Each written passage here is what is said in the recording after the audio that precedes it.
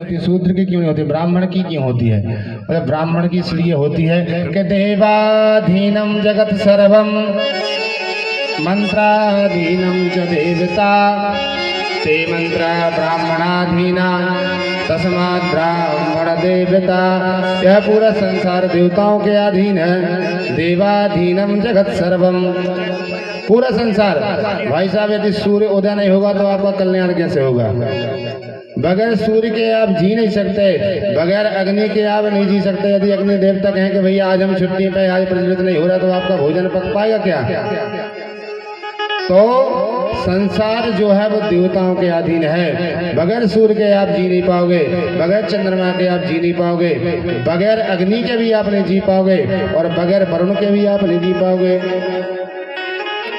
तो हुआ कि नहीं संसार देवताओं के अधीन? बगैर देवताओं के आप कुछ करने योग्य बन ही नहीं सकते। देवताओं की कृपा होगी तभी आप कुछ कर पाओगे।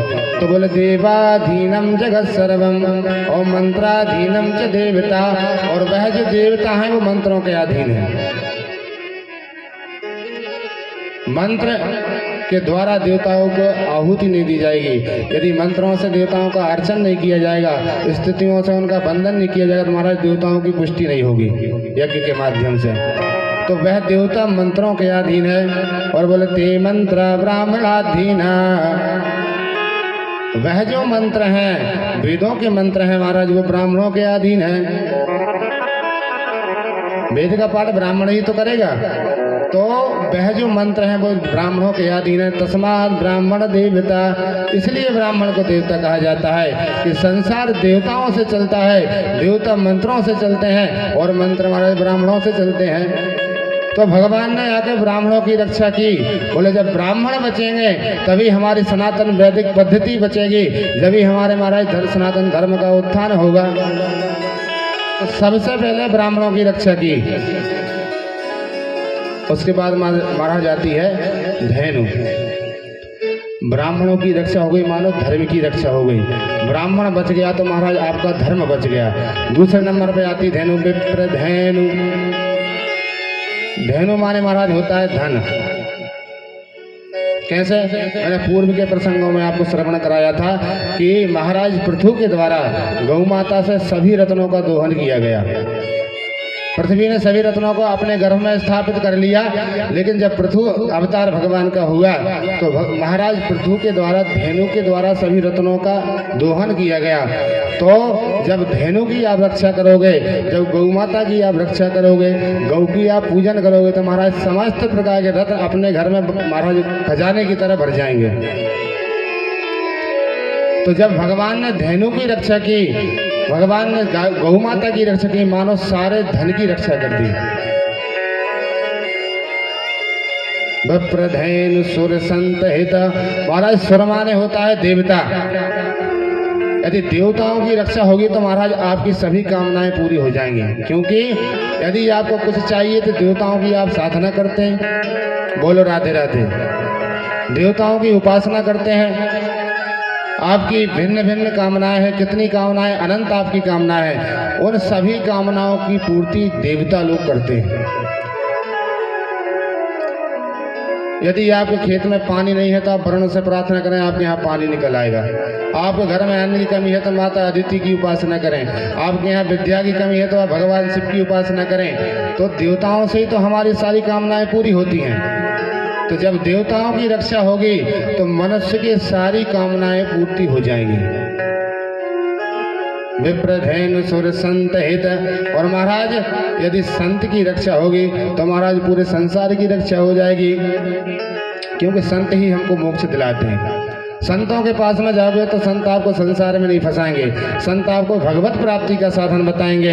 तो महाराज इन चार वर्णों की, इन चारों विप्र धेनु सुर संतों की रक्षा से महाराज चतुर्विध जो पुरुषार्थ है, धर्म अर्थ काम मोक्ष, चारों की प्राप्ति हो जाती है। भगवान के अवतार का हेतु धर्म की स्थापना के लिए हुआ है। तो महाराज इधर तो नंद महल में महाराज नंदो सब बन रहा है, सभी गोपियां लहले बधाइयां आ रही हैं और यशोदा मैया को बधाई देती हैं। सभी गोप बधाई लेके आ रहे हैं, नंद बाबा को बधाई देते हैं महाराज। उधर तो खूब उत्सव मन रहा है। इधर जब वसुदेव उस कन्या को लेकर आए और जैसी कन्या गला फाड़ कर रोई, महाराज लेले डंडा सभी सैनिक कंस के पहुंच गए और जाकर सूचना दी, महाराज आपका काल आ गया है। और जैसे ही कंस महाराज डरता हुआ आया, आकर देखा तो लाला की जगह लाली को पाया। सोचने लगा कि आकाशवाणी भी झूठ बोलती है, मुझसे कहा था इसका लाल तेरा काल होगा, लेकिन ये तो लाला की जगह लाली है। तो सोचने लगा इसी को मार देता हूँ। जैसे ही कन्या का पैर पकड़ा है और पैर पकड़ते ही महाराज सलाह पे पटकने वाला था, इसने में कन्या हाथ से छूट के महाराज आकाश में उड़ गई। आकाश में जाकर अष्टभुजी बन गई और बोली, पापी कंस तू मुझको क्या मारेगा, तुझे मारने वाला तो इस ब्रज में पैदा हो गया है। अब तो डर ही गया। बोले देवी जी कहाँ पैदा हुआ है, कुछ नाम पता तो बता कर जाओ। बोले पूरे जन्म पत्री नहीं बताऊंगी, तू अपने आप ही ढूंढ लेना। हुआ लेकिन इस ब्रज प्रदेश में ही है। अब तो अपने आप मन ही मन डर गया और पश्चाताप भी करने लगा, मेरे बहन को मैंने इतना कष्ट दिया है और अपने बहनों को इतना कष्ट दिया है। दोनों की शरण में गया, हाथ जोड़ के दोनों से प्रार्थना की है। और महाराज जो ब्राह्मणों पे अत्याचार करता है, गायों पे अत्याचार करता है, सुखदेव जी महाराज जी लिखते बोले, विप्रा गावाश्च वेदाश्च सत्यम तपः सत्यम दमा समा श्रद्धा दया तितिक्षा च कृतवश्च हरे तनु। महाराज जो ब्राह्मणों पे, संतों पे, गुरुओं पे अत्याचार करता है और अपनी प्रजा पे अत्याचार करता है, तपस्वियों को सताता है, महाराज सत्य का आचरण नहीं करता है, हृदय में दया नहीं रखता, इनका महाराज भगवान स्वयं आके इनका संहार करते हैं, ऐसे पापियों का। इसने दोनों को बंधन से मुक्त किया है। वसुदेव देव की दोनों वहीं पर रहने लगे हैं। इधर महाराज सभी ने दिव्य नंदोत्सव मनाया है और सभी ग्वाल बाल सज के आए हैं और आकर नंद बाबा से ब्राह्मणों ने महाराज नांदी मुख श्राद्ध कराया। जब हमारे घर में बालक का जन्म होवे तो ब्राह्मणों के द्वारा नांदी मुख श्राद्ध कराना चाहिए, उसमें पितरों का पूजन होता है। अब तो नांदी मुख श्राद्ध कराया है, ब्राह्मण नंद बाबा से पूजन करवाते हैं, लेकिन नंद बाबा तो सब कुछ भूल गए लाला की खुशी में। ब्राह्मणों ने कहा नंद बाबा जल चढ़ाइए, नंद बाबा दूध चढ़ाने लगे। पंडित जी ने कहा बाबा क्या कर रहे हो, तुम्हारा ध्यान कहाँ गए हो? बोले महाराज गुस्सा मत होना, मेरा ध्यान तो लाला में चलो गए हो। अब जब पूजा पाठ इस समय मुँह से ना हो पावे तो बोले एक काम कर बाबा, तू संकल्प दे जा, हमें तेरी वित्तल पूजन कर दियो देते हैं। अब तो नंद बाबा ने संकल्प दिया है और महाराज 7 अन्न के पहाड़ बनाकर ब्राह्मणों को दान किया है, 2 लाख गौओं का दान किया है। संकल्प दे करके नंद बाबा अब तो राजमहल में आए हैं। इधर पूरे राजमहल में दूध दही की कीच मच गई महाराज। सभी दही के मटके भर भर के लाते हैं महाराज, मक्खन लेकर आते हैं और महाराज दिव्य नंदोत्सव बन रहा है। नंद बाबा को तैयार किया है। तैयार करने के बाद जैसे ही नंद बाबा लाला का मुखड़ा देखने गए हैं, एक छोरा बोलो नंद बाबा जब पहली बार छोरा हो गए तो नाच करके ही छोरा को मोड़ो देखना चाहिए। तो भैया नाचना पड़ेगा? बोले हाँ नाचना पड़ेगा। अब तो नंद बाबा ने एक महाराज हाथ अपने सिर पे रखा, एक कमर पे रखा और जो ठुमका लगायो, एक गोप बोलो कितना सुंदर लग रहे हो ये तो, और उसने दही को मटका ला के नंद बाबा के ऊपर उड़ेल दियो। नंद बाबा बोले जादारी के सब सजो धजो सब बराबर कर दियो। बोले बाबा जब पहली बार छोरा हो गए तो दही स्नान करके छोरा को मोड़ो देखना चाहिए। बोलो राधे राधे। अब तो महाराज सभी लोग नाच रहे हैं। बोले नंद जुगवालन आ पकड़े, कहीं लोगन नाचन को विवसाए, मोद भरे कसी भेंट चले तब, नंद बाबा सबके मन भाए। नाचत देख के नंद बाबा सब नाचन नाच उमंगन छाए, काहू ने लाद नंद के ऊपर डाल दियो सब लोग हंसाए। इस प्रकार महाराज दिव्य नंदोत्सव मन रहा है और नंदस्त्वात्मज उत्पन्ने जाता ह्लाद महोमना, आहु है विप्रान वेद ज्ञान स्नाता सुचिरलंकृता। सभी गोपियाँ आती हैं, सभी गोपियाँ मैया को बधाई देती हैं, लाला को आशीर्वाद देती हैं। ता आशीषा प्रियंजानो चिरम पाहीति बालिका।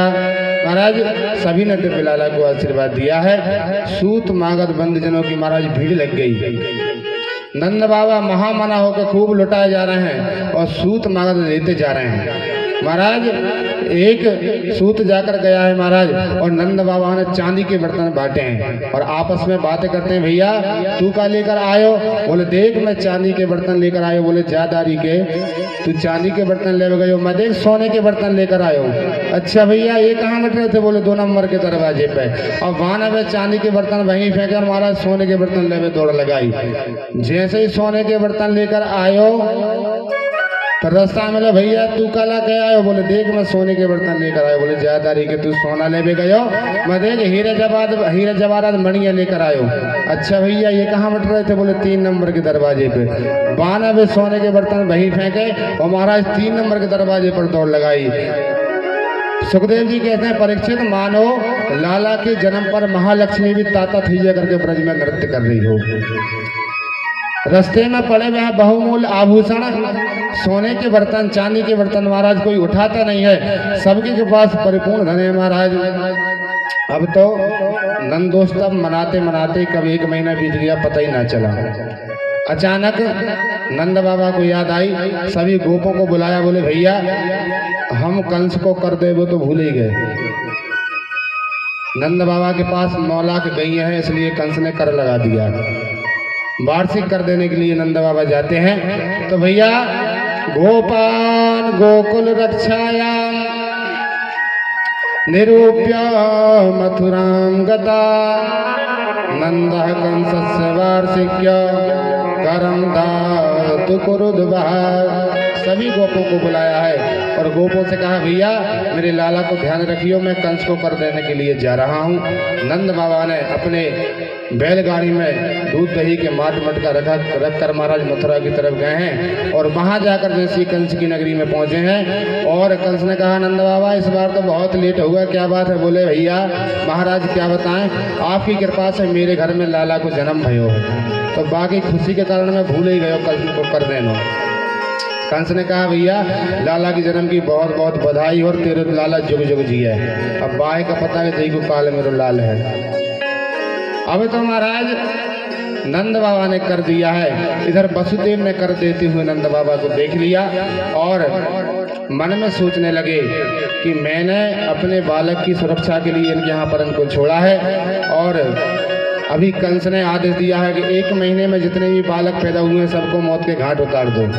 तो कंस के जितने भी राक्षस हैं पूरे ब्रजमंडल में फैल गए और बोले मैं जिनके यहाँ लाला को छोड़ के आया हूँ वो नंद बाबा तो यहीं मथुरा में डोल रहे हैं। अब तुम्हारा जैसे ही नंद बाबा कर देकर वापस आए हैं और वसुदेवी नंद बाबा के पास में गए हैं और नंद बाबा से आपस में चर्चा की, नंद बाबा राम राम, आपस में एक दूसरे से राम राम कहिए। भैया कैसे हो? बोले बाबा ठीक है। बोले भैया मुझे पता लग गया तेरे यहाँ बालक का जन्म हुआ लेकिन तूने मुझे खबर तक ना दी। नंद बाबा बोले भैया मुझे पता है जब पापी कंस ने तेरे 8 पुत्रों को मार दिया तो इसी कारण मैंने एक पुत्र की प्रसन्नता तेरे सामने ज्ञापित नहीं की है। अब तो